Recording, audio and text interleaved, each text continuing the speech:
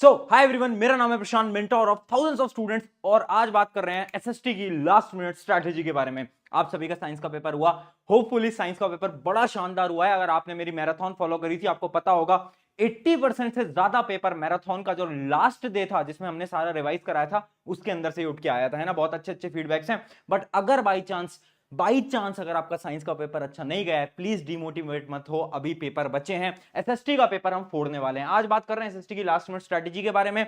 अब एक दो चीजें ध्यान से सुनना, कैसे पढ़ना है, क्या पढ़ना है, उसके बारे में बात करेंगे। बट सबसे जरूरी जो पॉइंट है ना, वो ये है कि यार जो एग्जाम है ना, इसको हमें याद कैसे करना है, एसएसटी को याद कैसे करना है। सबसे बड़ा ये पॉइंट आप देख पा रहे हो, ये पता है क्या है। अब एसएसटी जो है ना, उसके अंदर सिलेबस इतना है, हिस्ट्री हो गई, ज्योग्राफी हो गई, सिविक्स हो गई, ये सब जो होता है ना, इसको याद करने में बहुत आपको प्रॉब्लम है। तो उसकी टेक्निक्स बताने वाला हूं। उसके अलावा इंपॉर्टेंट टॉपिक्स कौन से हैं, हर एक चैप्टर के वो टॉपिक्स जिसमें से कि आपके सवाल हर बार आते हैं, वो टॉपिक्स भी दूंगा। ठीक है, टेंशन मत लो। आगे बात करेंगे पेपर प्रेजेंटेशन की, और पेपर हार्ड हो गया है इजी होगा, इस बारे में बात करेंगे। एक एक करके सबके बारे में बात करते हैं, ध्यान से सुनते चलना। अगर एक नोटबुक पेन लेकर बैठ सकते हो तो बहुत अच्छी चीज हो जाएगी। अब सुनते चलो। पहला सवाल, भैया सिलेबस पूरा कैसे करना है, आप हमें ये बताओ यार, हमारा तो सिलेबस हुआ नहीं है, या फिर हमें रिवाइज कैसे करना है, सारी चीजें समझा दो। ध्यान रखना, एसएसटी के लिए सिर्फ और सिर्फ दिगराज सर, ठीक है। नेक्स्ट टॉपर की टीम आपके साथ है, एसएसटी में दिगराज सर आपके साथ हैं। आपको पता होगा मैराथन ऑलरेडी चल रही है, मैराथन आपको दिगराज सर की लेनी है। अगर आपको रिवाइज करना है तो भी बेस्ट है, अगर आपको पढ़ना है, अगर आपको पूरे पूरे चैप्टर्स को पढ़ना है तो भी बेस्ट है। मैराथन चल रही है, ठीक है। बट एक चीज याद रखना, मैराथन लेने का एक तरीका होता है। 90% बच्चे क्या करते हैं, मैराथन लेते हैं और नोट्स बनाते हैं। सबसे बड़ी मूर्खता, ये नहीं करनी। हमें क्या करना है, हमें मैराथन लेनी है और एक नोट्स हमें ऑलरेडी लेकर बैठने हैं, चाहे वो किसी टॉपर के नोट्स हो या तो आपके खुद के नोट्स हो। अगर आपके पास यहां पर नोट्स नहीं है, तो मैंने खुद ने, हमारी टीम ने एक नोट्स बना रखे हैं, जिनकी मैं आपको लिंक दूंगा डिस्क्रिप्शन में। एसएसटी के हर एक चैप्टर के शानदार नोट्स, उसमें हमने इंपॉर्टेंट क्वेश्चंस भी डाल रखे हैं। अगला देखते हैं, अगला है 80-20 रूल। याद रखना, एसएसटी के अंदर हर एक टॉपर बोलता है कि एसएसटी में ना कुछ सिलेबस ऐसा होता है जिसमें कि 80% आपका पेपर आ रहा होता है, ठीक है। अब तुम पूछोगे भैया वो सिलेबस हमें कैसे मिलेगा, टेंशन मत लो। इंपॉर्टेंट टॉपिक्स की पूरी पीडीएफ बना दी है मेरे दोस्त, लिंक डिस्क्रिप्शन में। अभी भागो मत, मेरी बात सारी सुनो। जैसे कि एक एग्जांपल से आपको समझाता हूं। ये अपना पहला chapter, rise of nationalism in Europe. यहां पर ऊपर लिख दिया है, देखो, एक तो पिक्चर बेस्ड क्वेश्चन, और आपके यहां पर क्रोनोलॉजी ऑफ इवेंट, जो इवेंट्स की क्रोनोलॉजी होती है उस पर सवाल आते हैं। उसके अलावा इंपॉर्टेंट टॉपिक, जो 5 मार्कर के इंपॉर्टेंट टॉपिक्स है, नेपोलियन कोड वगैरह वगैरह, वो सब कुछ लिख रखा है। तो ऐसी आपको एक शीट पूरी की पूरी डिस्क्रिप्शन में मिल जाएगी, उसको आपको यूज लेना है। अगर आपको ये पता चल गया ना इंपॉर्टेंट टॉपिक कौन सा है, तो उन टॉपिक्स पे आपको फोकस करना है और ढंग से पढ़ाई करनी है, ठीक है। अगली चीज क्या है, इंपॉर्टेंट क्वेश्चंस। देखो, कुछ इंपॉर्टेंट क्वेश्चंस होते हैं, कुछ रिपीटेड पीवाईक्यूज होते हैं, जो कि आपको प्रैक्टिस करके जाने हैं। वो भी हमने ऑलरेडी बना रखे हैं, उनकी भी मैं लिंक डिस्क्रिप्शन में दे दूंगा। सब कुछ आपको फ्री ऑफ कॉस्ट में हम दे रहे हैं, और मैराथन तो आपको लेते हुए चलनी है दिगराज सर की। आगे बात करते हैं हाउ टू रिमेंबर। सबसे important, history, geography, civics, eco कैसे रिवाइज करनी है। हिस्ट्री की टेक्निक समझना। पहली जो हिस्ट्री की टेक्निक है वो है स्टोरी से हमें याद करनी है। हिस्ट्री याद करने का मेथड होता है स्टोरी। देखो, दो प्रकार के बच्चे होते हैं, जो कि साल भर से पढ़ रहे थे। जो साल भर से पढ़ रहे थे उनको तो हिस्ट्री याद हो गई होगी, सिंपल सी बात है। बट अगर तुम वो हो जो कि साल भर से नहीं पढ़ रहे थे, दोस्त, कोई दिक्कत नहीं है, स्टोरी बनाओ कि यार ये इवेंट हुआ था, इसके बाद ये इवेंट हुआ था, फिर ये हुआ था, फिर ये हुआ था। एक पूरी स्टोरी बना ली, दिमाग के अंदर छप जाएगा। अगला पॉइंट है डेट ट्रिक। देखो, डेट्स आपको याद नहीं होती, एक ट्रिक याद कर लो। अगर डेट्स याद नहीं आ रही एग्जाम के अंदर, तो मेरे दोस्त आप गलत डेट बिल्कुल मत लिख के आना। जैसे कि इमेजिन करो, एक डेट है 1810, अब आपको एग्जाम के अंदर याद नहीं आ रही। आप क्या करो, एग्जाम के अंदर लिख आओ अर्ली अर्ली 1800, ये लिख के आ जाओ। एटलीस्ट यहां पर आपके नंबर तो नहीं कटेंगे। बट अगर आप इसकी जगह यहां पर लिखिए गलत डेट 1815, तो वहां पर टीचर आपके नंबर काट लेंगे।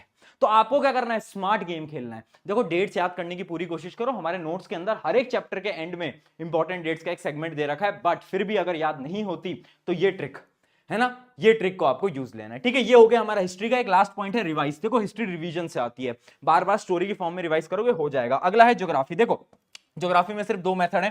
पहला है कीवर्ड टेक्निक, दूसरा है एक्टिव रिकॉल। कीवर्ड टेक्निक क्या होता है, एक एग्जांपल से आपको समझाता हूं, देखना।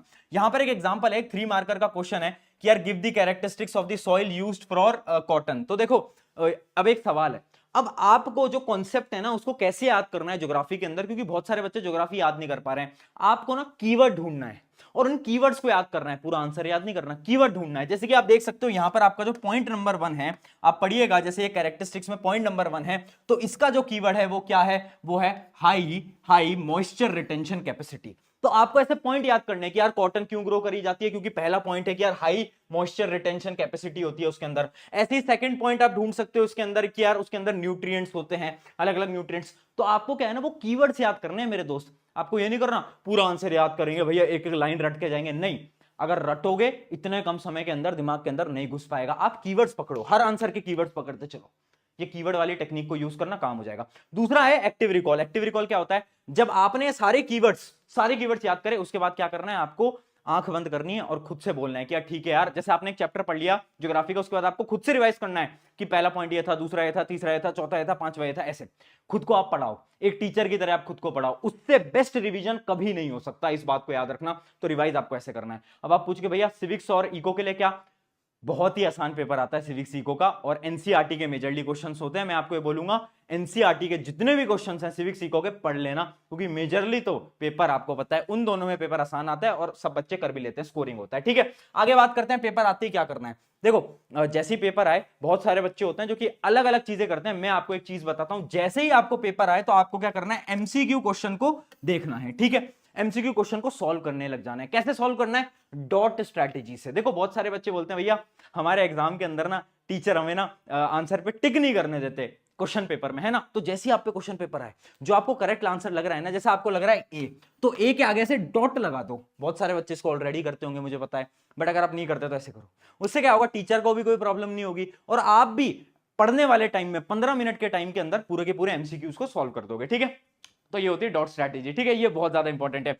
आप सबसे पहले एमसीक्यू को अटेम्प्ट करोगे, उसके बाद पता है आपको क्या करना है, वो जो लास्ट वाला सेक्शन होता है ना, जो कि हाईएस्ट मार्क का है, 5 मार्कर वाला सेक्शन, वो आपको अटेम्प्ट करना है। मैक्स मार्क के क्वेश्चन करना है। पता है क्यों, एमसीक्यू करा और उसके बाद आपका ब्रेन एकदम फ्रेश है, आपका ब्रेन थका हुआ नहीं है, तो उस समय पर लॉन्ग लॉन्ग सारे आंसर कर दो।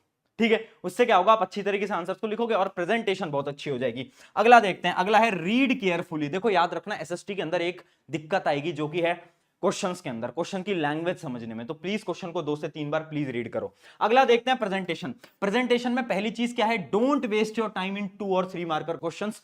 प्लीज अपना समय बर्बाद मत करना। मैं आपको बता देता हूं, एसएसटी का पेपर आसान आएगा, बहुत आसान आएगा, बट लेंथी आएगा। क्या बोल रहा हूं, लेंथी आएगा। प्लीज, टाइम मैनेजमेंट की बहुत दिक्कत आने वाली है, तो इसलिए आप टाइम मैनेज करते चलो। 2-3 मार्क्स में पूरी कहानी मत लिखो, पॉइंट्स में लिखो और एकदम एक्यूरेट पॉइंट्स में लिखो, है ना। 2 नंबर 3 नंबर के सवाल के लिए 3 या 4 पॉइंट्स, उससे ज्यादा जरूरत नहीं होती।